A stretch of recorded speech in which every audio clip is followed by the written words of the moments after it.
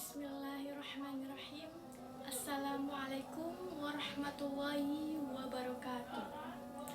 Alhamdulillahirrabbilalamin. Wabihi nasta'in wa ala umurid dunia waddin.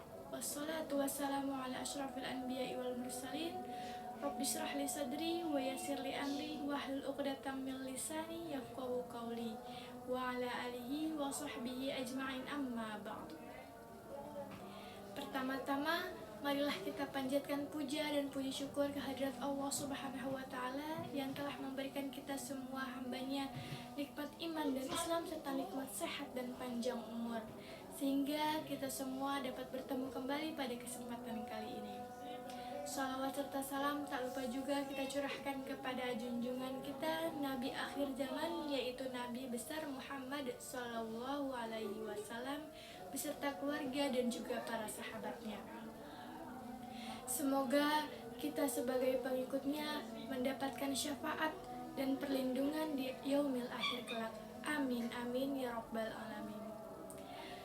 Rekan-rekan yang dirahmati Allah Subhanahu wa Ta'ala, kita semua tahu bahwa saat ini sedang ramai yang namanya Perang Dunia Ketiga. Perang antara Iran dengan Israel membuat seisi dunia gempar akan perang dunia yang dapat terjadi sewaktu-waktu.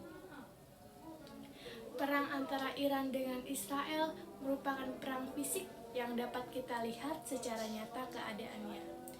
Namun, apakah rekan-rekan sekalian pernah menyadari, pernah berpikir bahwa setiap hari kita juga melakukan perang yang tidak semua manusia ketahui? Perang apa yang kita lakukan?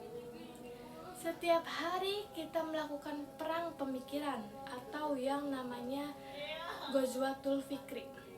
Ghazwatul Fikri merupakan sebuah serangan terhadap pemikiran umat Islam, bukan dengan senjata tapi melalui ide, pemikiran, media, budaya, dan juga cara pandang. Hal tersebut bisa terjadi ketika kaum Yahudi dan Nasrani mengaku kalah dalam perang salib. Mereka sadar bahwa umat Islam tidak mampu dikalahkan dengan kekuatan fisik. Maka dari itu, mereka menyerang kita secara halus melalui pemikiran dan budayanya. Rekan-rekan yang dirahmati Allah Subhanahu wa Ta'ala, dalam proses penyebarannya, Ghazwatul Fikri ini memiliki banyak macam-macam bentuk yang dapat menyerang kita secara halus. Apa saja? Yang pertama ada westernisasi. Westernisasi merupakan sebuah upaya penyebaran budaya barat ke dalam kehidupan umat Islam dengan tujuan untuk mengubah gaya hidup dan pola pikir umat Islam agar lebih sesuai dengan nilai-nilai budaya barat. Hal ini dapat kita lihat dalam media sosial, fashion, dan lain sebagainya. Dalam proses penyebaran ini membuat umat Islam mulai meninggalkan nilai-nilai Islam seperti cara berpakaian yang tidak sesuai dengan syariat Islam, konsep berkeluarga dalam Islam yang sesungguhnya, dan juga banyak macamnya. Kemudian yang kedua itu ada sekularisasi. Ini merupakan upaya untuk memisahkan agama dalam kehidupan sosial umat Islam. Padahal yang sebenarnya kehidupan sosial umat Islam harus berlandaskan dengan ajaran syariat Islam yang tertuang dalam Al-Quran dan juga hadis. Kemudian ada pula bentuk kristenisasi atau pluralisme. Bentuk penyebaran ini merupakan suatu upaya yang menyatakan bahwa semua agama sama dan memiliki ajaran keselamatan yang setara, sehingga banyak iman daripada umat Islam yang runtuh. Padahal dalam Quran surat Al-Imran ayat 19 telah ditegaskan bahwa sesungguhnya agama yang diridhoi Allah Subhanahu wa Ta'ala hanyalah agama Islam. Dari banyaknya proses penyebaran Ghazwatul Fikri ini tentunya memiliki dampak yang dapat kita rasakan sebagai umat Islam. Dampak apa yang kita rasakan? Yang pertama, umat Islam akan kehilangan identitasnya.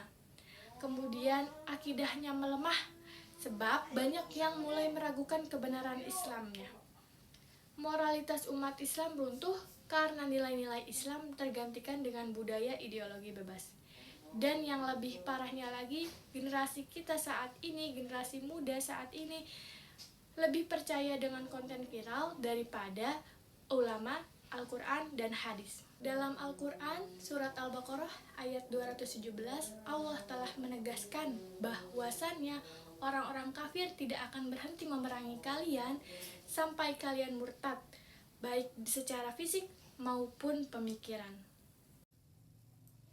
Rekan-rekan yang dirahmati Allah Subhanahu wa Ta'ala, Ghazwatul Fikri ini tidak dapat kita hindari, tapi bisa kita hadapi. Bagaimana cara kita bisa menghadapinya? Yaitu dengan cara memperkuat iman dan Islam kita, mengajarkan kebaikan kepada sesama umat Islam. Semoga kita semua dapat dilindungi dari godaan-godaan Ghazwatul Fikri ini. Sekian yang bisa dapat saya sampaikan, kurang lebihnya mohon dimaafkan. Wabillahi taufiq wal hidayah. Wassalamualaikum warahmatullahi wabarakatuh.